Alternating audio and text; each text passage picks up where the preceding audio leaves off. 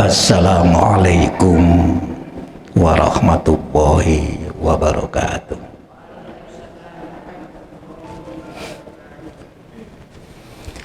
Alhamdulillah alladzi hadana ila dinil qayyimah wa arsyadana ila tariqatil mustaqimah. Asyhadu an la ilaha illallah wahdahu la syarikalah wa asyhadu anna muhammadan abduhu wa rasuluhu la nabiyya ba'dah. Allahumma salli wa sallim wa barik ala nabiyyina wa sayyidina al-karim Muhammadin wa ala alihi wa sahbihi ajma'in, amma ba'd.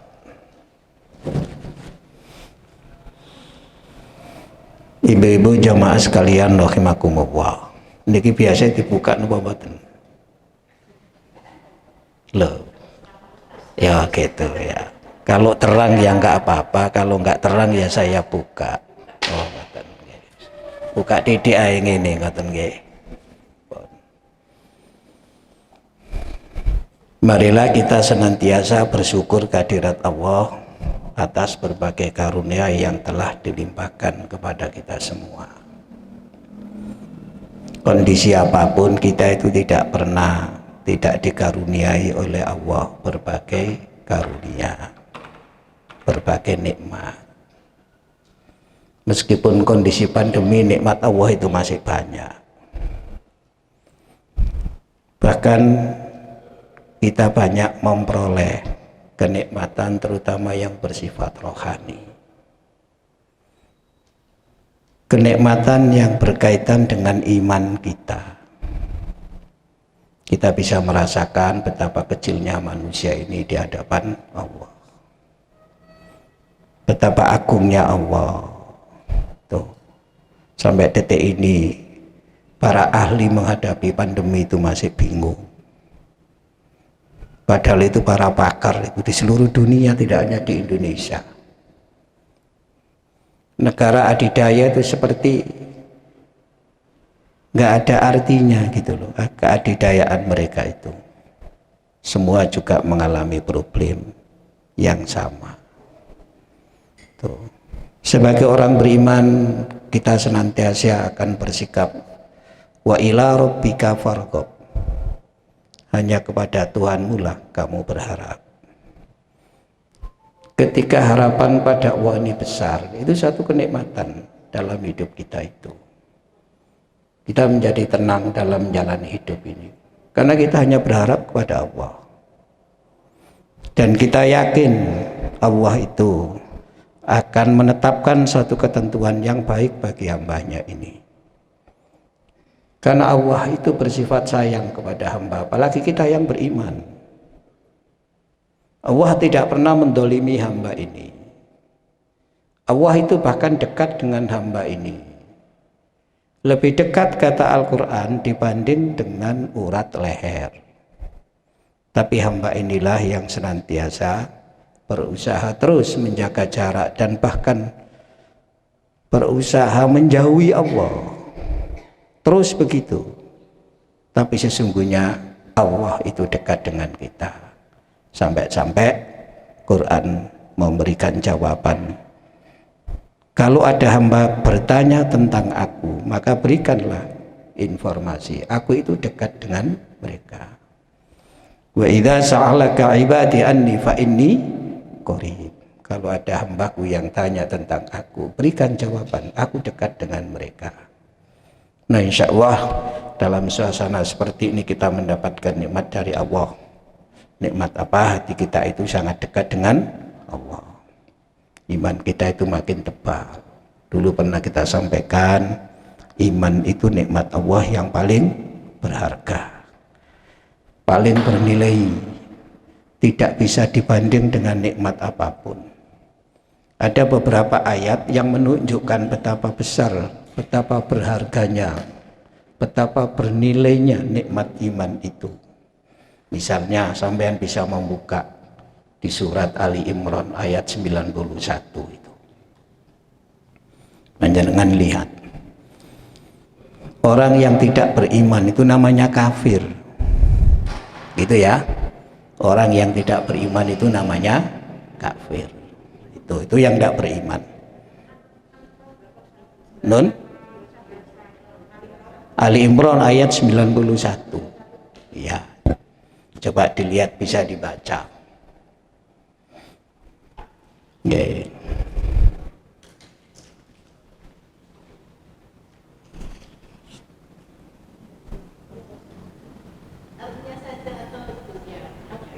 Artinya saja nggak apa-apa. Sungguh orang-orang yang kafir dan mati di dalam kekafiran tidak akan diterima tebusan dari seseorang di antara mereka, sekalipun berupa emas sepenuh bumi. Sekiranya dia tidak menebus diri dengannya, mereka itulah orang-orang yang mendapat azab yang pedih dan tidak memperoleh penolong. Iya. Orang-orang kafir itu orang yang tidak beriman sampai mati dalam keadaan kafir. Jadi kafir itu sampai mati, atau ukurannya mati dalam keadaan kafir. Itu pasti masuk neraka itu. Tuh. Bagaimana sih kemudian di neraka itu? Panjenengan sudah tahu itu, bayangannya, gambarannya, ilustrasinya kan sudah diberi oleh Al-Quran. Tinggal kita itu mampu tidak membayangkan itu, mampu tidak menggambarkan dalam pikiran dan hati kita itu, tinggal itu. Kalau mampu menggambarkan itu pasti takut. Iya kan? Bagaimana nggak takut ketika minta minum, diberi minum air panas yang panasnya seperti besi yang mendidih? Coba sampean. Itu kemudian dibayangkan, digambarkan. Ya opo ngombe besi yang panas mendidih. Sampean ngame opsi sak gelas yang mendidih. Ngaten Pak nggih? Bu nggih kok Pak Ibu nggih. Coba sampean bayangkan. Ngene ngombe ini. Lu jangan es jus, nah es jus ya lali. Lihat itu, cor-coran besi itu yang sampai mendidih. Itu berapa derajat itu? Itu loh minumnya. Orang bisa membayangkan, takut. Jadi disiksa nanti masuk neraka itu. Sehingga mereka berkeinginan untuk keluar dari neraka itu. Kata Al-Quran, gak bisa keluar. Meskipun seandainya mereka bisa menebus untuk keluar dari neraka dengan tebusan sebanyak emas, banyaknya itu sepenuh bumi. Jadi dengan tebusan emas sebanyak sepenuh bumi, coba sampean. Jadi seluruh dunia bumi ini ku emas, iku gawe nebus untuk menebus siksa di hari kiamat. Itu ditolak oleh Allah. Gak ada yang bisa menolong. Berarti kalau dikaruniai oleh Allah iman, itu mendapatkan karunia yang sangat berharga, lebih berharga daripada emas sepenuh bumi. Karena emas sepenuh bumi itu tidak bisa dipakai untuk menebus kekafiran dari siksa api neraka. Memang ada orang yang nggak dikaruniai oleh Allah iman. Ada orang yang sangat dekat dengan Nabi secara fisik, tapi ternyata juga sampai meninggal belum beriman. Siapa? Pamannya sendiri. Namanya Abu Thalib. Tuh. Padahal saat itu yang namanya beriman hanya mengucapkan asyhadu an la ilaha illallah wa asyhadu anna muhammadan abduhu wa rasuluh. Tapi nggak bisa. Tuh, coba itu. Sampai Nabi merasa wong Nabi itu orang dekatnya dan beliau adalah Nabi. Lalu curhat sambat kepada Allah tuh, tentang bagaimana paman saya kok begini. Dijawab itu oleh Allah, Muhammad, kamu nggak bisa memberi petunjuk kepada orang yang kamu cintai. Petunjuk itu urusannya Allah. Kalau Allah nggak mau beri petunjuk, nggak jadi beriman. Itulah kemudian Nabi hanya mohon pamannya itu diberi syafaat, dan itu dikabulkan oleh Allah, sehingga ada syafaat khusus untuk pamannya. Wong syafaat itu untuk orang yang beriman, bukan untuk orang yang tidak beriman. Sementara pamannya itu belum beriman, sehingga syafaatnya itu hanya berupa meringankan siksanya, bukan membebaskan dari siksa, bukan memasukkan ke surga, tidak. Digambarkan dalam hadis, siksa yang ringan itu ibarat orang dibakar, yang terbakar hanya sampai mata kaki sampai mata kaki. Jadi betis lututnya tidak terbakar, sampai badannya sekujur tubuh tidak terbakar. Yang terbakar hanya kaki sampai mata kaki, tapi mendidihnya sampai ke otak. Itu hadis riwayat Bukhari itu. Mendidihnya sampai ke otak, itu ringan, sudah dapat syafaat dari Rasulullah. Siapa? Paman beliau, Abu Thalib. Nah itu coba panjenengan. Jadi ini yang patut kita syukuri, apalagi dalam suasana seperti ini kita mampu memperteguh, memperkokoh, mempertebal iman kita itu. Sehingga apa yang dikatakan oleh Rasulullah, amantu billah sumastaqim, berimanlah kepada Allah kemudian istiqomalah kamu, itu bisa kita wujudkan. Karena untuk istiqomah itu perlu pemahaman, perlu keyakinan, perlu perenungan, perlu pendalaman itu kita itu. Nggak sekedar dipikir, dilihat, tapi juga diangen-angen jare wong Jawa itu. Suasana seperti ini lebih banyak menjadikan kita untuk lebih merenung itu. Siapa kita dan siapa Allah. Sehingga kita banyak bersyukur. Mungkin masih ada ayat yang lain, jenengan buka surat 5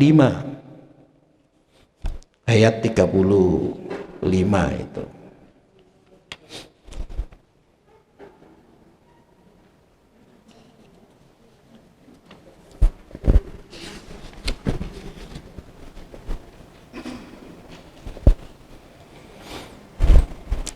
Ayat 36 ayat 37, sampai baca terjemahnya saja.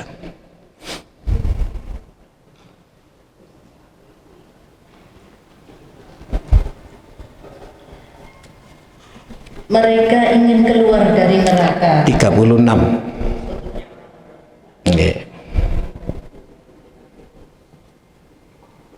Sesungguhnya orang-orang yang kafir, seandainya mereka memiliki segala apa yang ada di bumi dan ditambah dengan sebanyak itu lagi, untuk menebus diri mereka dari azab pada hari kiamat, niscaya semua tebusan itu tidak akan diterima dari mereka.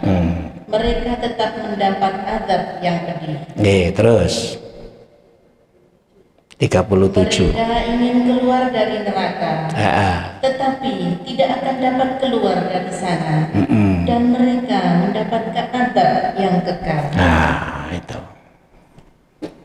Sesungguhnya orang-orang kafir, seandainya itu ya, memiliki apa yang dimiliki, segala apa yang ada di bumi ini, segala apa yang ada di dunia ini, ditambah lagi dengan segala apa yang ada di dunia ini. Artinya seandainya mereka itu memiliki segala apa yang ada dalam dua dunia,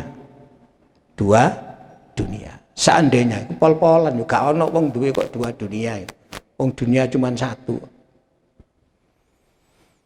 Tapi seandainya, seandainya kata Al-Quran, mereka punya segala apa yang ada dalam dunia, ditambah lagi segala apa yang ada dalam dunia.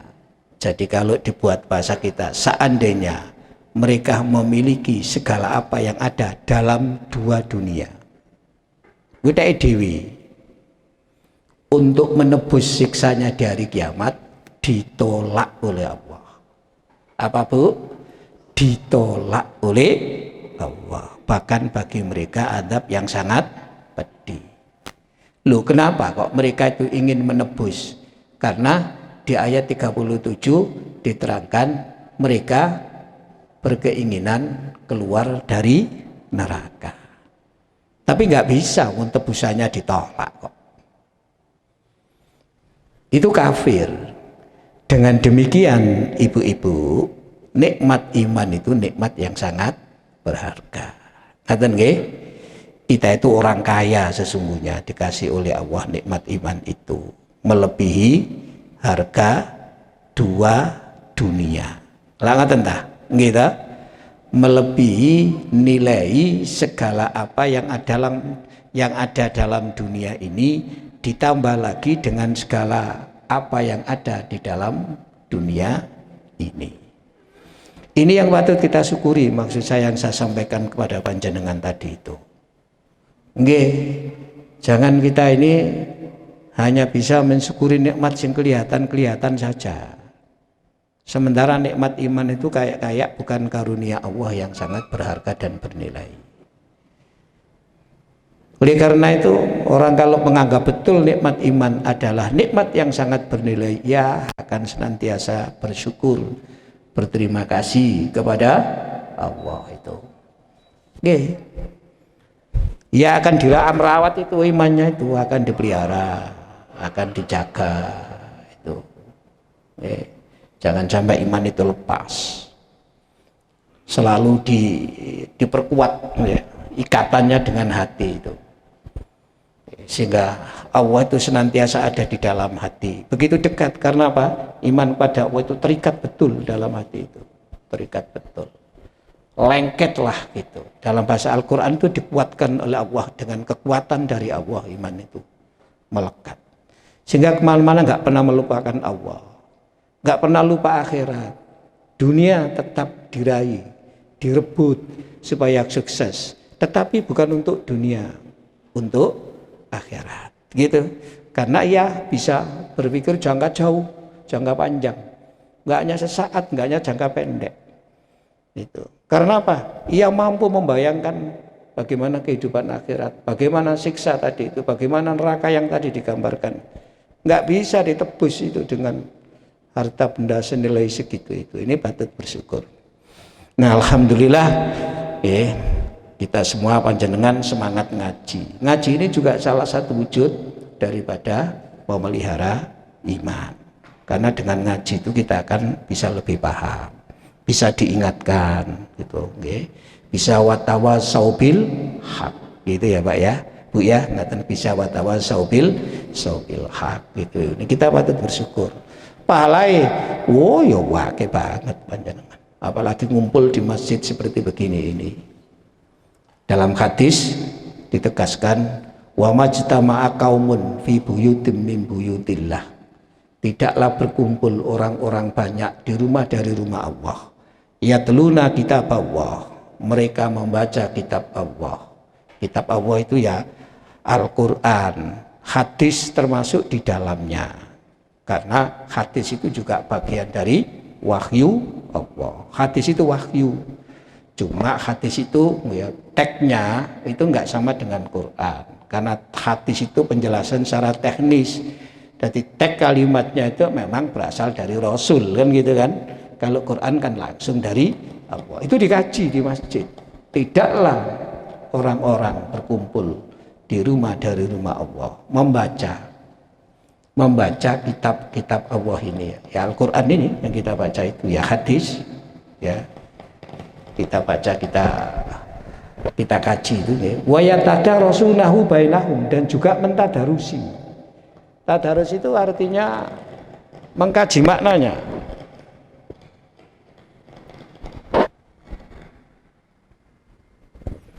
Mengkaji maknanya, isi kandungannya, itu namanya tadarus.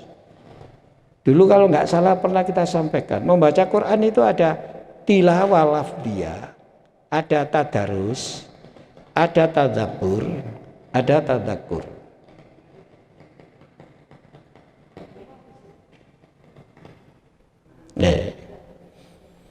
Jadi membaca Al-Quran itu ada tilawah lafdiyah, membaca teks seperti tadi itu. Dibaca surat Al-An'am ayat berapa tadi? 10 tadi itu. Ya, dibaca. Itu namanya tilawah lafdiyah. Lalu ada namanya tadarus. Tadarus itu membaca kandungannya supaya memahami yang dikandung dari yang dibaca itu. Itu namanya tadarus. Sehingga di hadis itu ada yatluna wa yatadarasunahu bainahum. Membaca dan mentadarusi, itu artinya mengkaji kandungannya. Kalau sudah paham, baru berikutnya namanya tadabbur. Tadabbur itu direnungkan, diangen-angen, dimasukkan di dalam hati. Tulisannya ada di kitab, isinya sudah di sini. Sudah pindah Quran itu di dalam hati. Karena Quran itu sesungguhnya barang gaib. Menjadi tidak gaib itu ditulis. Tulisannya ini yang membuat para sahabat. Lalu disempurnakan sampai kepada kita. Dulu ketika wahyu ini turun kepada Rasulullah itu tidak dalam bentuk tulisan. Tulisan ini ku mboten enten. Berarti gak ketok ya moro-moro ono kalimat alhamdulillahirabbil alamin. Tulisannya ya apa? Gak ono tulisannya ya ono kalimatnya. Baru kemudian ditulis oleh para sahabat. Makanya sampean kalau pas umroh melihat tulisan Al-Quran pada zaman Utsman itu ndak ono titik itu gak ono, titik bawah itu ndak ada, nun titik 1 atas itu ndak ada, tak titik 2 atas itu ndak ada, sa titik 3 atas itu ndak ada harokatnya nggak ada, ayat-ayatnya ayat 1, 2, 3 juga nggak ada, polos. Tulisan pertama lah. Sekarang kok ada titik, ada harokatnya, itu sudah penyempurnaan supaya orang bisa membaca teksnya itu dengan benar. Dulu nggak ada, memang gaib kok. Nah, tadabbur itu ya untuk mengambil yang gaib itu supaya masuk di dalam hati. Saat pertama kali Quran diturunkan kepada Rasulullah itu langsung masuk di dalam hati Rasulullah. Dikeluarkan oleh Rasulullah, dimasukkan dalam hati para sahabat. Sudah ada di dalam hati para sahabat. Karena ketika Nabi menyampaikan kepada para sahabat itu dijelaskan sampai tuntas. Wis nek kene kabeh. Dadi gak ono tulisane. Dihafalno bacaan oleh para sahabat. Berarti sahabat itu hafal. Wah, hafal. Baca halaman ini enggak ada saat itu. Karena enggak ada kitabnya. Artinya enggak ada mushafnya begini itu. Nah, itu ya. Nah, itu namanya tadabbur. Kalau sudah tadabbur bisa tadakkur, memperoleh pelajaran. Jadi Quran diturunkan ya sebagai hidayah. Itu sudah diperoleh hidayahnya itu. Ya. Sehingga berfungsi Quran itu sebagai apa? Hudan bagi kita. Nah, alhamdulillah panjenengan melakukan itu. Apa yang diberikan oleh Allah orang-orang yang berkumpul di masjid lalu mengkaji baik Al-Quran maupun hadis. Itu nggih sampai pada tingkat tadarus, tadabbur, tadakkur, kata hadis illa nazalat alaihimus sakinah, diberikan ketenangan. Ngadepi dunia ini tenang. Ya namanya problem itu semua orang ya punya problem, tapi tenang. Enggak sampai stres gitu loh. Lho obate Quran, ya obate ngaji ini. Obate ngaji itu tenang. Ya dikemuli, diselimuti dengan selimut rahmat. Nah, dikelilingi malaikat. Oleh Allah dikelompokkan ke dalam kelompok golongan Allah. Sebab di Quran itu ada golongan Allah, ada golongan setan. Nah, orang-orang yang kumpul seperti begini, kata Nabi, dimasukkan ke dalam golongan Allah. Ini patut kita syukuri, Bu. Pahalanya duduk sesaat itu loh dalam majelis ilmu lebih baik daripada memerdekakan budak sebanyak 1000. Apa enggak patut kita syukuri yang demikian ini? Oleh karena itu ayo terus kita bersyukur, bersyukur.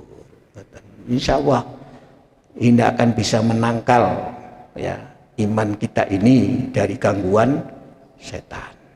Sebab untuk bersyukur saja itu loh, itu susah, perlu berjuang.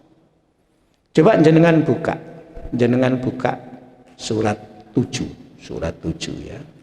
ayat 16.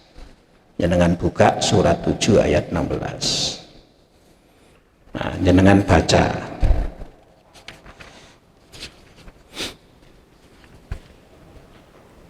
Nggih.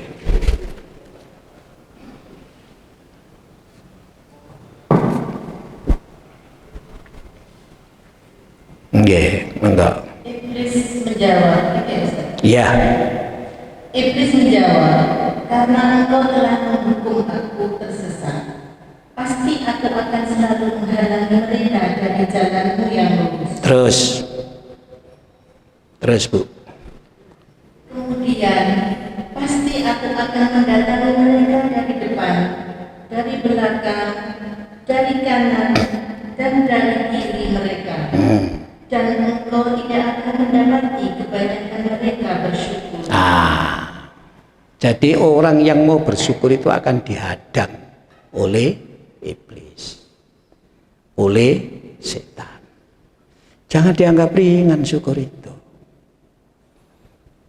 Maka kelompok syukur itu kata Al-Quran kelompok minoritas, bukan kelompok mayoritas.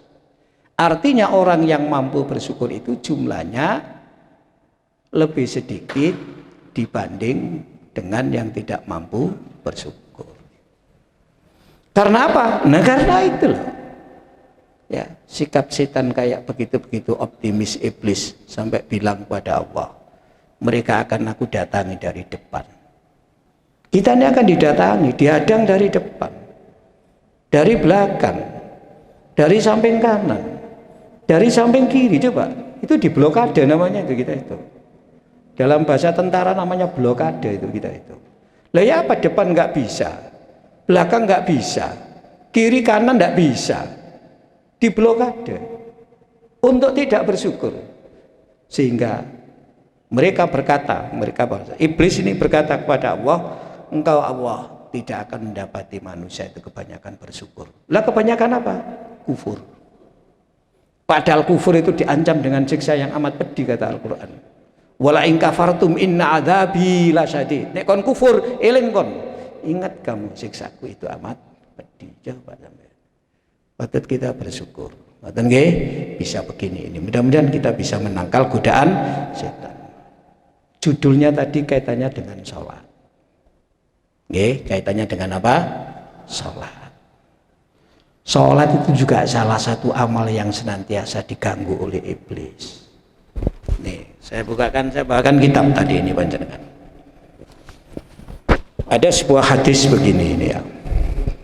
Tuh, yang disampaikan oleh Rasulullah.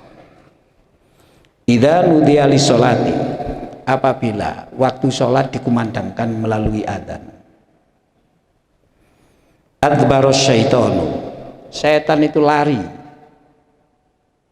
Walahu duratun, terbirit-birit sampai ngentut. La yasma'al adana, sampai tidak dengar adzan. Larinya cepat kata Nabi sampai ngentut. Loh, coba sampai. Ya apa sampean gitu itu. Iku nek ana adzan. Fa idza qudiyal adzanu aqbala. Mari adzan balik. Balik ketemu sapa? Wis pokoke balik. Ketemu kita semua ini lah, kita ini musuhnya adalah setan kok. Balik. Fa idza suwiba biha adbaro. Apabila ada qomat dikumandangkan, mereka lari lagi. Fa idza qudiyat taswibu aqbala. Tapi nek wis mari qomat balik. Hatta yakhturo bainal mar'i wa nafsihi, sehingga ketika orang itu sholat dipisahkan antara hatinya dengan amal yang dikerjakan ini. Dipisahkan Pak, dipisahkan Bu itu. Udzukur kada, bahkan pikirannya dilayangkan, ingatlah ini. Udzukur kada, ingatlah ini. Lima lam yakun yadhkuru, terhadap apa-apa yang tadinya itu tidak ingat. Nah, sampean. Sing mau lho kata pek direken. Kata pek eling. Begitu sholat tadi eling. Apa maneh sing mau dieling-eling, tambah gak lali. kok salat. Lah ngoten ta? Nggih. Teko mall tuku klambi gak sida, mulih. Salat cek elek, bau nang tuku nek gitu. Itu kan ya. Tuh. Kata iku panjenengan itu. Hatta yadallar rajulu la yadri kam sholat. Sehingga sampai menyebabkan orang sholat itu lupa kadang itu. Dia dapat berapa rakaat sholat itu. Kadang begitu. Kalau kita pikir itu loh Bu, nih, kalau kita pikir, lawang sholat maghrib mung 3 rakaat atau barang 3 lho iso lali awake dhewe. Lah kaya wong bodoh itu. Lah nggih Bu nggih. Loh, kita itu loh ditanya, putra panjenengan berapa? Gak pernah lupa kita itu. Nih. Cucunya berapa? Ndak pernah lupa. Bahkan duit sampean simpenan ada berapa nggak pernah lupa. Lha wong salat isya lho barang 4 kok iso lali. Lha mek 4 iki sampean. Lha kumpama salat selawi lak tambah bolak-balik lali. Lah katen nggih Bu nggih. Lha nek dipikir iku ngoten. Lah ya rek aku kok kaya wong bodho lho barang 4 kok iso lali. Lho mek 4 lho iki loro ditambah loro lho 4. Lho kok iso lali. Lho ya nek pancene gak tahu dilakoni bolak-balik dilakoni lho. Dia iso lali. Ya itu loh kita itu. Ngeten niku. Sampai kata Nabi gitu nggih. Fa illam yadri ahadukum salasan. Nah, ini ada hadis yang lain kalau sampai terjadi seperti itu. Sebab setan itu ada kelompoknya ya. Ada kelompok yang mengganggu orang sholat itu namanya khonjab. Kata Nabi itu. Khonjab. Karena gini loh, kelompok setan itu ada 9. Iblis itu anaknya kan 9. Lah masing-masing itu kayak menteri gitu loh Bu. Masing-masing itu punya tugas. Ya, tugas yang ganggu orang ibadah itu namanya khonjab. Dengan seluruh anak buahnya. Dengan seluruh anak buahnya. Dengan seluruh apa kalau di dalam tentara itu Bu? Seluruh kompi gitu ya Pak ya. Ya, pokoknya seluruh peltonnya itu. Itu mengganggu orang ibadah itu sudah ada tugasnya itu. Sudah ada tugasnya. Ada yang mimpin itu namanya khonjab kata Nabi. Sampai orang sholat itu loh boleh meludah, tapi bukan meludah cerot loh. Cuma gini, gitu boleh loh. Ke kiri kalau kondisi seperti itu merasa diganggu iblis itu. Loh, sampai seperti itu loh sampean itu. Ini, nggih. Jadi inilah setan itu. Jadi kesimpulannya iblis itu tidak pernah berhenti mengganggu kita. Termasuk dalam ibadah dalam sholat, termasuk ngaji kayak begini ini. Setan itu tidak pernah libur mengganggu manusia itu. Setan itu tidak pernah cuti. Setan itu tidak pernah istirahat. Setan itu tidak pernah loyo. Tapi mereka progresif. Itu. Inilah kemudian. Karena sholat itu merupakan amal yang paling utama, kewajiban pertama, lawatan tadi dan paling utama, sehingga setiap hari itu ada perintah mengerjakan sholat. Entah perintah itu wajib maupun sunnah. Kalau puasa kan enggak tiap hari. Meskipun ada puasa wajib, puasa sunnah, tapi enggak tiap hari. Sholat tiap hari. Bahkan kita itu dianjurkan setiap hari bisa melaksanakan sholat yang dikenal dengan sholat arba'in atau arbaun. Sholat arbaun itu bagi jamaah haji sering dipahami sholat 5 waktu di Masjid Nabawi berjamaah sejumlah 40 waktu. Jadi 8 hari berturut-turut, tidak putus. Tapi bukan itu yang dimaksud ini. Bukan arbaun itu. Bukan arbaun sholat di Masjid Nabawi. Setiap hari itu minimal sholat 40 rakaat. Dan kita lo nggak bisa. Enggak. 40 rakaat itu apa? Sholat wajib 17 rakaat. Sholat malam 11 rakaat. Sampean pakai yang mana terserah. 2 ditambah 3 atau 4 3 atau 2 1 boleh terserah. Kalau 11 tuh. Jadi 17 ditambah 11 berapa? 28 ditambah 12 itu 2 rakaat sebelum duhur, 2 rakaat sesudah duhur, 2 rakaat sesudah, kok 2 rakaat sih? Gini, 2 rakaat sesudah maghrib dulu, 2 rakaat sesudah maghrib, 2 rakaat sesudah isya, 2 rakaat sesudah, 2 rakaat sebelum subuh, 2 rakaat sebelum duhur, 2 rakaat, 4 rakaat bukan 2 rakaat, 4 rakaat sebelum duhur, 22 itu 2 rakaat sesudah duhur, itu 12, 40 rakaat. Belum yang lain itu loh sampai, belum yang lain maksudnya. Ini yang namanya sholat arbaun itu. Jadi 17 rakaat ditambah 11 ditambah 4 rakaat sebelum duhur, 2 rakaat sesudah duhur, 2 rakaat sesudah maghrib, 2 rakaat sesudah isya, 2 rakaat sebelum subuh. Lebih-lebih sebelum subuh. Nabi itu tidak pernah meninggalkan sebelum subuh meskipun bepergian. Sholat rawatib begini ini kalau bepergian boleh tidak dikerjakan, tapi sebelum subuh itu masih tetap. Sholat sunat yang lain nggak dikerjakan nggak apa-apa dalam bepergian itu gitu. Musafir tetap doanya orang musafir itu masih makbul loh. Orang musafir itu dekat dengan Allah, makanya kalau musafir itu membaca doa, ada doa musafir itu kan dekat dengan Allah. Orang musafir itu kan doanya makbul, orang musafir itu.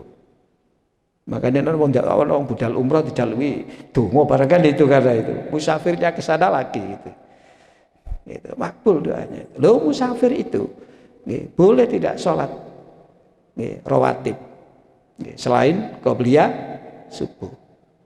Sholat sunat yang lain boleh, tapi sholat tahajud tetap diperintah. Sampai Nabi itu loh menegaskan begini, umpama nggak bisa sampai seperti itu, jangan ditinggal salat tahajud itu. Alaikum biqiyamil lail, kamu wajib untuk mengerjakan, wajibkan dirimu, maksudnya kamu hendaklah mewajibkan dirimu untuk mengerjakan salat lail. Walau rakaatan, meskipun hanya 1 rakaat. Sampai 1 rakaat. Ojo sampai ditinggal. Nah, begini nih. Karena sholat itu upaya kita mendekatkan diri kepada Allah. Upaya kita berharap kepada Allah. Ada. Upaya kita membangun komunikasi dengan Allah yang intens kita itu. Dalam sujud saja kata Al-Quran, jangan hanya sujud. Wasjud, sampai teruskan ayatnya. Ada yang hafal? Wasjud waqtarib. Ada gitu ya? Ada yang hafal? La tuti'hu wasjud waqtarib. Sujud mendekatlah. Sujud mendekatlah kamu. Sujud mendekatlah. Dan saat yang paling dekat seorang hamba dengan Allah itu saat sujud. Sudah sujud kamu, nikmati kamu dekat dengan Allah. Makanya sering saya sampaikan, bacaan sujud itu bukan hanya subhana rabbiyal a'la atau subhana rabbiyal a'la wa bihamdi. Ada 13 bacaan sujud itu. Sampai baca yang paling pendek sampai baca yang paling panjang, monggo. Yang paling pendek yaitu mau subhana rabbiyal a'la. Ngono ae kesusu, dekat dengan Allah kok buanter cepetno. Swan.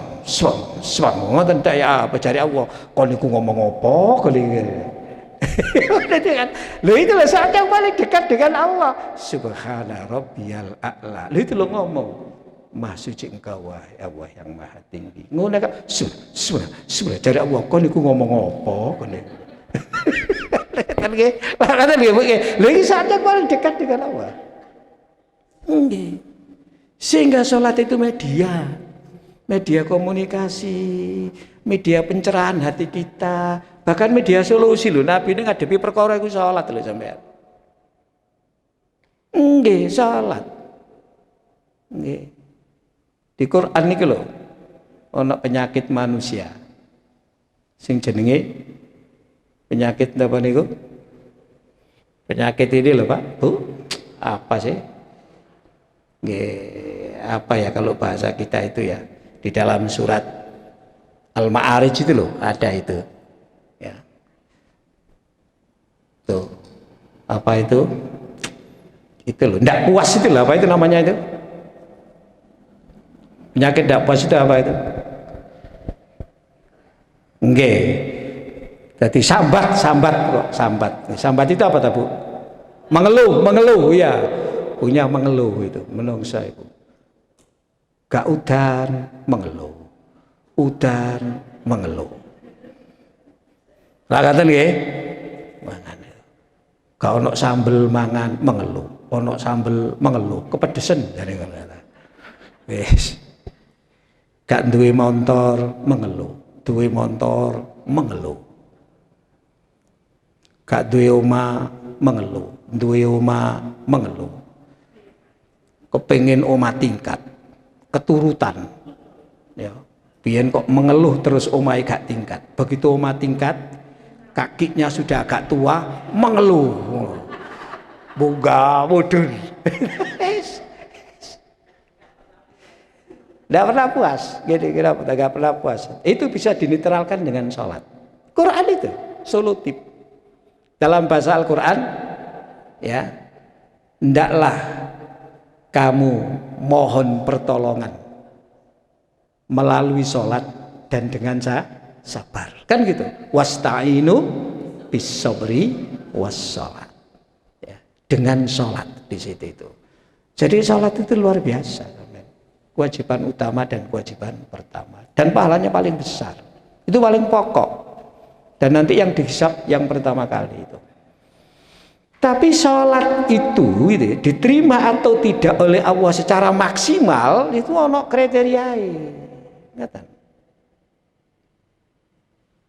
Ono kriteria. Kita berusaha maksimal, ada pun nggak maksimal ya urusan goal. Yang penting kita kan sudah berusaha. Sebab kata Nabi begini, innar rajula, ini hadis ini ya, yang diriwayatkan oleh Imam Abu Dawud, oleh Imam An-Nasai dan Ibnu Hibban dari sahabat Ammar bin Yasir.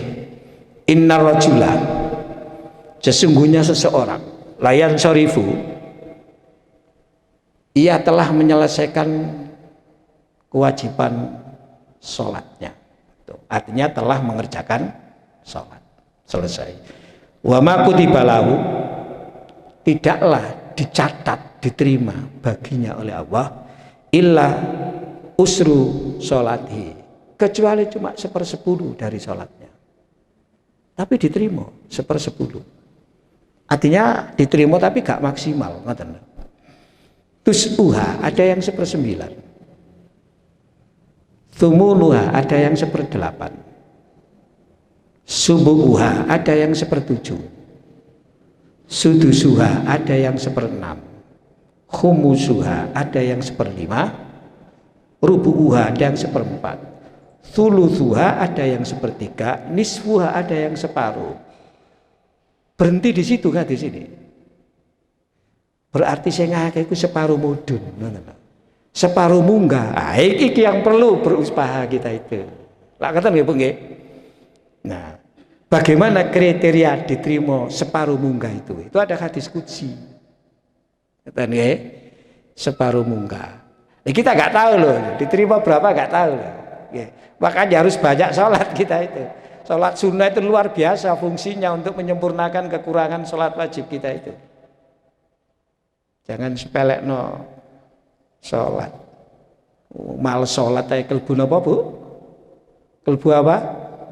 Kelbu munafik. Nah, surat An-Nisa itu loh kan ada itu. 142 itu. Orang munafik itu orang yang kalau mengerjakan sholat malas. Itu setan mau. Malas. Itulah makanya Nabi memerintahkan hendaklah sholat itu dikerjakan di awal. Antara lain ya supaya gak malas. Lek wis males gak iso menangkal godane setan. Wong sholat isya kok jam 10 setengah 11 bare angap-angop. Nonton TV Pak mari isya. Itu. Lalu bagaimana kriterianya sholat yang diterima oleh Allah? Itu artinya separuh ke atas. Itu nggih. Tuh, nggih. Qala wa azza wa jalla. Itu nggih. Allah berfirman dalam hadis qudsi yang bersumber dari sahabat Anas ini.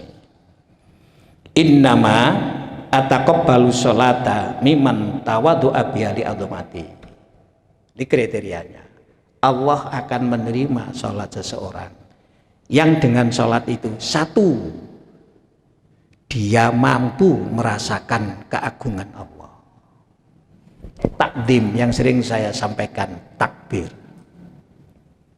Ya, Allah itu besarnya kayak apa sih? Susah kita ngukur, tapi kita mampu merasakan kebesaran Allah. Karena kita berusaha mendekat kepada Allah terus itu. Ketika kita melihat alam ini kan kayak begini besarnya. Alam ini ciptaan Allah. Rabbun alam itu Allah. Dan kita sudah menegaskan setiap salat, alhamdulillahi rabbil alamin. Okay. Allah itu Rabbul alamin, Tuhannya alam. Nah kalau alam seperti begini, Allah tentu maha agung, maha hebat, itu dirasakan. Salat itu karena dekat dengan Allah, bisa merasakan kebesaran Allah. Kalau orang bisa merasakan kebesaran Allah, itu akan jadi orang yang tawadhu, merendahkan diri di hadapan Allah, tidak takabur, tapi takbir. Nah, oleh karena itu, salat komandonya menggunakan takbir. Kecuali sami Allahu liman hamidah. Bahkan pertama kali sholat itu yang diucapkan adalah Allahu Akbar. Takbir. Merasakan dekatnya dengan Allah sehingga kebesaran Allah dirasakan. Nah, kalau bisa seperti itu, setelah sholat kok masih tetap merasakan kebesaran Allah sehingga bertakbir, bukan takabur, nggak akan sombong dia, nggak akan sombong. Itu sholatnya diterima. Kriteria yang pertama maksudnya itu. Kriteria yang pertama. Yang nomor dua, walam yastatil biya ala kholqi, dan tidak merendahkan makhlukku, tidak merendahkan sesama kita. Iki harus direndahkan. Iki ciptaan Allah. Kita nggak bisa mencipta ini. Apalagi sesama kita manusia. Sekarang ini jarak kemanusiaan yang dimiliki seseorang terhadap orang lain itu kayak jauh. Ia sering menganggap orang lain bukan manusia seperti kita.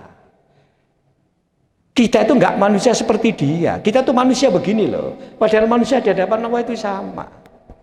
Itu mengakibatkan penghinaan. Sekarang kan di media sosial banyak itu.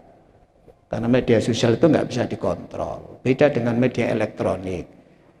Ada pimpinan redaksinya, ada pimpinan redakturnya itu. Kalau media sosial nggak ada yang kontrol, liar itu, ya dirinya sendiri yang kontrol. Coba zaman penghinaan itu kan bisa di mana-mana lewat itu.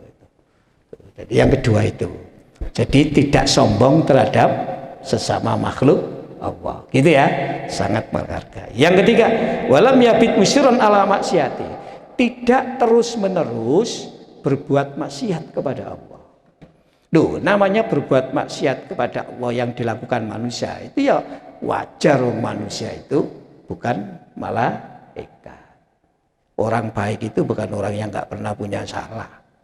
Orang baik itu orang yang punya salah dan menyadari kesalahan sehingga tidak terus menerus dan berusaha untuk menghapus kesalahan itu. Tiga ini. Karena itu setiap hari istighfar orangnya, astagfirullahaladzim. Dia nggak pernah ingat kebaikannya. Yang diingat itu kesalahannya. Kebaikannya itu kayak masih kurang gitu. Ya. Mungkin orang lain ingat bahwa seseorang ini pernah infak sekian ratus juta mungkin gitu ya. Tapi dia itu lupa kayak aku loh durung infak gitu. Ya. Jenengan sholat itu sudah begitu banyak, tapi lupa saya itu loh belum baik sholat saya itu. Masih terus begitu. Terus begitu. Jadi yang tampak di dalam pandangan ya, mata hatinya itu adalah kekurangan dirinya. Bukan kekurangan orang lain. Kebaikannya itu nggak ketok. Koyok-koyok durung api terus gitu loh awake iku. Koyok-koyok kurang. Aku durung lakune sing paling api. Aku durung bersyukur. Di hadapan Allah itu begitu. Jadi yang dikontrol itu ya, kekurangannya. Maka kata Imam Al-Ghazali, jangan pernah kamu ingat kebaikanmu, ingatlah kekuranganmu. Terhadap orang lain juga begitu.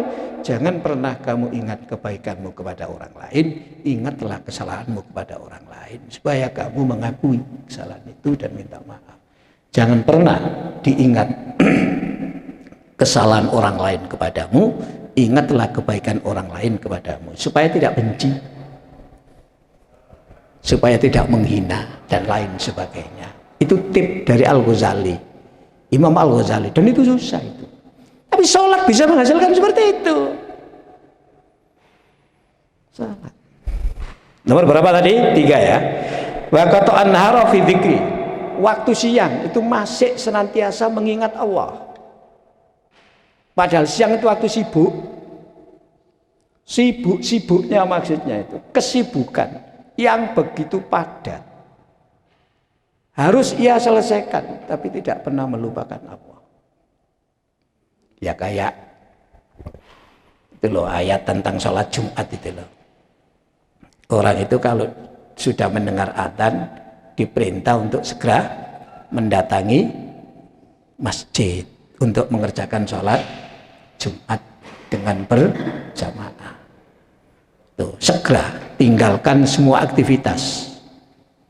Kalau sudah selesai sholat Jumat, segera tinggalkan masjid. Pergi untuk mencari karunia Allah. Bali onang kantormu maneh. Bali onang go nyambut gaimu maneh. Itu begitu. Kembali. Tapi ingatlah Allah sebanyak-banyaknya. Jangan tidak ingat Allah. Ada ayat, sampean lihat sih. Surat berapa itu? Surat An-Nisa mungkin ya, sampean lihat. Oke. Surat An-Nisa 100 berapa itu? 104 atau 100 berapa itu ya? Saya lihat ya itu ya.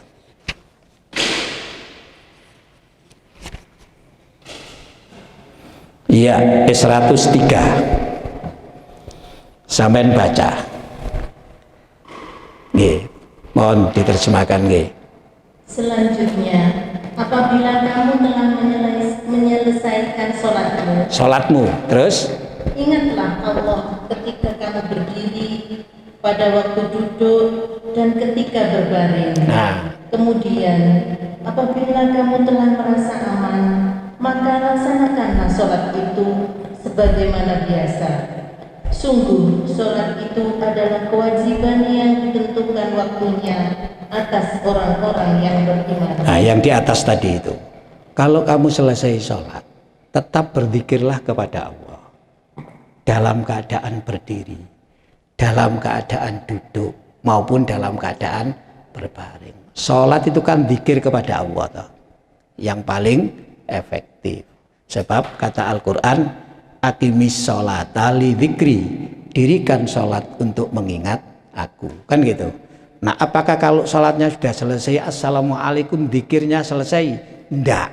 Terus apabila kamu telah selesai mengerjakan sholat, tetap berzikirlah kepada Allah, baik dalam keadaan berdiri, duduk maupun berbaring. Artinya baik dalam keadaan apapun, termasuk sibuk. Sehingga siang yang begitu sibuk masih tetap senantiasa mengingat Allah. Sebab kalau orang sibuk itu kadang-kadang pikirannya hanya tertuju kepada kesibukannya. Apalagi kesibukannya itu padat, apalagi kemudian perlu perhatian yang serius. Misalnya ada perkara, ada masalah, ada apa gitu, perlu dicurahkan, tapi tetap jangan melupakan Allah. Disinilah pentingnya ucapan dzikir, ucapan sholawat, ucapan subhanallah ya. Itu penting ya Pak, itu. Penting itu. Sehingga orang bisa menjadi tenang, menghadapi perkara apapun tetap tenang. Nah itu hadis yang tadi itu. Nomor berapa tadi itu? Nomor 4. Nomor 5. Warahimal miskina, sayang kepada orang miskin. Wabnas sabili, sayang kepada ibnu sabil. War armalata, sayang kepada janda-janda. Sayang pada janda itu maksudnya janda yang sudah tidak memiliki kemampuan untuk mencukupi kebutuhan dirinya. Janda maksudnya itu, bukan saya janda-janda golek janda-janda dikawini terus, nggak begitu, enggak gitu ya. Ya itu nggak begitu. Warohimal musabu, dan sayang kepada orang-orang yang terkena musibah. 5 itu. Jadi yang pertama apa tadi? Merasakan kebesaran Allah. Yang kedua, tidak menghina, tidak sombong terhadap makhluk Allah. Yang ketiga, tidak terus-menerus berbuat maksiat. Yang keempat, di siang hari masih senantiasa mengingat Allah. Yang kelima, memiliki kepedulian, sayang terhadap, yang disebut tadi itu orang miskin, ibnu sabil, janda, orang-orang yang kena musibah. Orang yang seperti ini kata Nabi, dzalika nuruhu kanuri syamsi. Orang yang seperti ini, sinar wajahnya itu seperti matahari sampai. Seperti cahayanya matahari. Masya Allah. Loh, orang wudhu itu kan nanti bercahaya, gitu. Makanya jenengan wudhu itu jangan sampai ada anggota yang harus dibasuh tidak terbasuh, terutama wajah. Terutama wajah, sebab ibu-ibu itu beda dengan bapak-bapak, karena wajah ibu-ibu itu banyak ya toh, diberi berbagai apa Bu? Ya berbagai hal gitu loh gitu. Seperti di sini ini hati-hati, di lekitnya mata barang ini loh Bu. Di sini barang ini hati-hati. Tuh ya. Tuh, hati-hati itu. Seperti kuku, kalau diberi apa namanya itu, nah ya tipek itu kedap air apa enggak kan gitu sampean itu. Kalau sampai enggak masuk ya enggak terkena itu. Kalau dia enggak kedap ya enggak terkena nanti itu. Nah itu seperti gitu-gitu itu. Oke, ibu-ibu itu kan gitu. Ibu-ibu kan mikir iki barang mahal tak templek nonok pipi ya ngono kan. Sak tulitan tok iku 15.000 gitu. Ya kadang-kadang gitu ya Bu ya. Ya memang begitu. Kalau bapak-bapak kan gak ada ngono, bapak-bapak kan ya sudah biasa. Tapi ibu-ibu ya sudah usia segini mau sik ngono terus silakan kan gitu. Hampir semua kan ibu-ibu mulai alis. Sampai ini apa Bu namanya ini? Idep ya itu.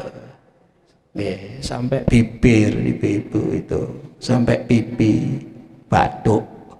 Ya semua. Nah itu pokoknya jangan sampai tidak terkena air kan gitu itu. Tinggal itu kayak wudhu itu. Sebab orang wudhu itu bisa membuat wajahnya bersinar. Maka cara kata Nabi, sempurnakan wudhumu meskipun susah. Loh, orang tuh ketika berkumur-kumur dalam berwudhu itu bukan hanya membersihkan mulut, tapi dosa mulut itu rontok, bahasa hadis itu. Rontok itu apa Bu? Bukan jatuh, rontok. Kalau jatuh itu kan kayak misalnya pohon itu kan jatuh berarti 1, 2 ya. Kalau pohon diurak begini tuh loh. Nah, rontok itu Bu ya itu ya. Nah, ada pohon diurak begini nih, terus buahnya grotok. Nah, itu begitu itu. Rontok itu ya. Rontok itu namanya itu. Oke. Lek 1, 2 kan jatuh namanya. Ini enggak. Kayak diurak gitu. pohonnya diurak, lalu buahnya jatuh semua. Ya. Berjatuhan, grutuk itu. Seperti itu bahasa hadis itu. Terus mulai hidung ya, mulai berkumur-kumur, kemudian hidung ya itu ya. Hidung berkumur-kumur, terus sampai telinga, semua kepala, sampai kaki itu. Tuh. Akla'uhu bi'izzati. Ya aku pelihara dengan kemuliaanku, kata Allah. Wastaghfiruhu malaikati, dan ia akan dijaga oleh malaikatku. Terus ya hadis menilai kapan-kapan.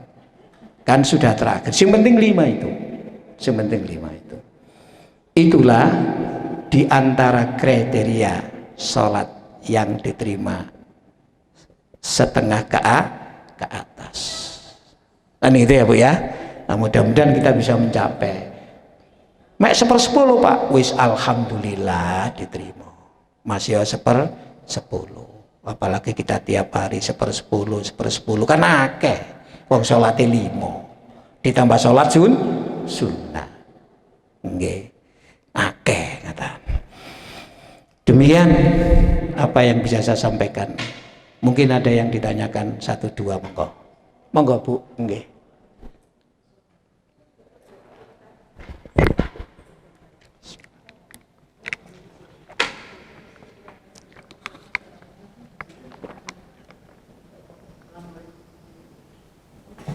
Assalamualaikum. Waalaikumsalam warahmatullahi wabarakatuh. Ustaz, iman ya.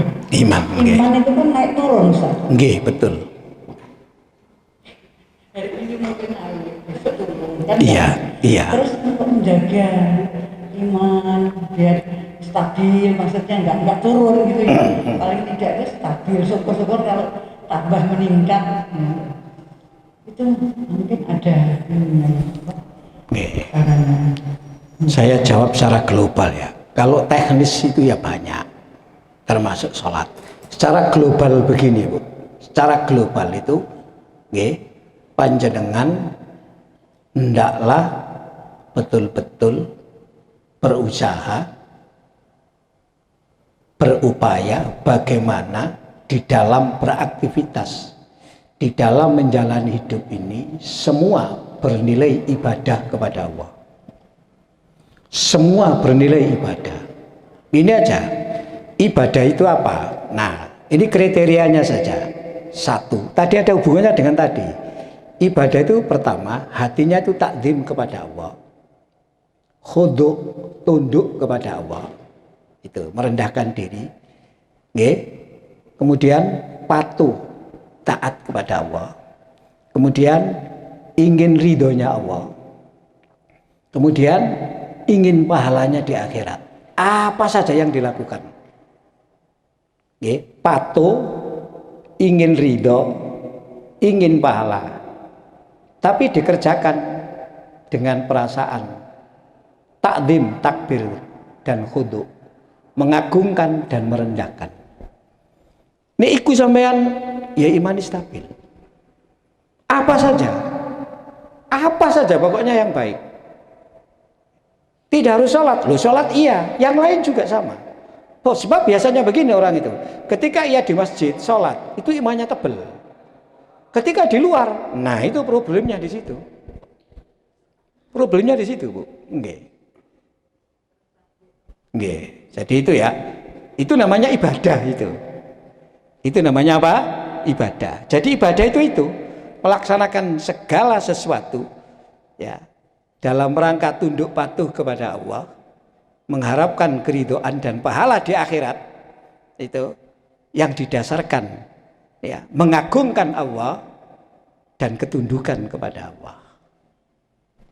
Ya. Monggo Bu. Nggih. Terus kamu kaitan itu tadi ya? Dan Yang benar tadi kaitan dua lupa dua ingat tadi. Dua lupa dua ingat yang Ustaz tadi berikan dan ingatlah kebaikan orang lain baru lupakan. oh itu Al-Ghazali. Al-Ghazali itu pesan begini. Ingatlah kebaikan orang lain kepadamu. Jangan diingat kekurangan atau kesalahan orang lain kepadamu. Ingatlah kekurangan dirimu, kesalahan dan dosamu. Jangan pernah kamu ingat kebaikan yang pernah kamu lakukan. Anggaplah seolah-olah kamu itu belum melaksanakan kebaikan seperti yang dikehendaki di dalam agama. Ngaten apa? Bapak orang kalau sudah merasa, oh, aku sakit, gak perlu gitu loh, kita itu kan gitu ya itu. Padahal kita itu mengharap pahala yang sebanyak-banyaknya. Oh, kita lo tidak tahu pahala kita berapa. Tuh. Jadi itu tip dari Al-Ghazali. Itu. Sama dengan gitu, hubungan sesama kita juga begitu. Janganlah pernah kamu ingat kesalahan orang, ingatlah kebaikan orang. Sehingga kalau kita melihat orang itu, kamu kenal ini, oh kenal siapa? Oh, itu orang baik itu. Itu orang baik itu. Karena apa? Yang diketahui itu baiknya, yang nggak baik itu lali itu. Kita kan kadang nggak begitu. Kenal orang itu baiknya itu ya, didik, gak baiknya itu saya kewake kadang-kadang. Terus dowo teko dindi. Gitu. Demikian pula, jangan pernah kamu ingat kebaikanmu kepada orang lain. Ingatlah kekuranganmu pada orang lain. Aku durung berbuat apik nang iki lho. Aku durung berbuat apik nang iki lho. Aku durung berbuat apik nang iki lho. Gitu. Supaya tidak menuntut balas. Kalau dia ingat kebaikannya kepada orang lain kan, wah, awak dibolak-balik ngene lho, dia emek ngono tok ae. Gitu lho, gitu. Supaya enggak begitu. Itu tip dari Imam Al-Ghazali. Nggih. Cukup ya? Saya kira cukup nih. Cukup nggih? Nggih, cukup. Demikian, mari kita tutup dengan berdoa. A'udzubillahi minasyaitonirrajim. Bismillahirrahmanirrahim. Alhamdulillahirabbil alamin. Hamdan yu'afi ni'mahu wa yukafi mazidah. Ya Rabbana lakal hamd kama yanbaghi li jalali wajhikal karimi wal azimi sultanik. Allahumma kshif 'annal bala wal waba wal faksha wal munkar wal baghi wal amrad wat ta'un ma la yaksifu ghairuka. Allahumma tfa'nal bala wal waba wal ghala wal faksha wal munkar wal baghi wal amrad wat ta'un ma la yadfa'u ghairuka. Allahumma asrif 'annal bala wal waba wal faksha wal munkar wal baghi wal amrad wat ta'un ma la yasrifu ghairuka. Allahumma inni as'aluka al-'afwa wal 'afiyah fid dini wad dunya wa ahli wal mali. Allahumma inna na'udzubika min jahdil bala wa darkis saqa wa su'il qada wa samatatil adha. Allahumma inna na'udzubika minal barasi wal jununi wal juda min sa'il asqam. Bismillahirrahmanirrahim. Ma'asmi syai'un fil ardi wa la fis sama' wa huwa sami'ul alim. Bismillahirrahmanirrahim. Ma'asmi syai'un fil ardi wa la fis sama' wa huwa sami'ul alim. Bismillahirrahmanirrahim. Ma'asmi syai'un fil ardi wa la fis sama' wa huwa sami'ul alim. Allahumma iftah alaina abwaaba rahmatika wa hikmatika wa ansurna nasran azizan. Ya Fattah ya Razzaq urzuqna wa anta khairur raziqin. Allahumma alif baina qulubina wa aslih dhata bainina wa hdina subul salam jadibnal fawakisha ma dhahara minha wa ma batan. Hasbiyallahu la ilaha illa huwa alaihi tawakkaltu wa huwa rabbul arsyil azim.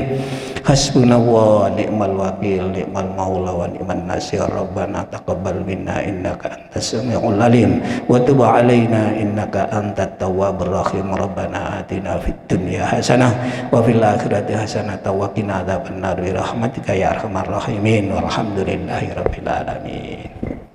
Demikian, kurang lebihnya mohon maaf. Dan saya juga menginformasikan, bersyukur alhamdulillah pas pandemi ini, mohon maaf Bu, kuliah saya S3 itu bisa selesai kata dia. Alhamdulillah. Gila Pak ya, semoga pandemi lalu bisa mengerjakan, kan harus kerja di rumah gak di kantor kan gitu ya. Alhamdulillah bisa selesai kemarin 2020 itu. Pas pandemi langsung selesai gitu. Alhamdulillah gitu. Oke, demikian, kurang lebihnya mohon maaf. Assalamualaikum warahmatullahi wabarakatuh.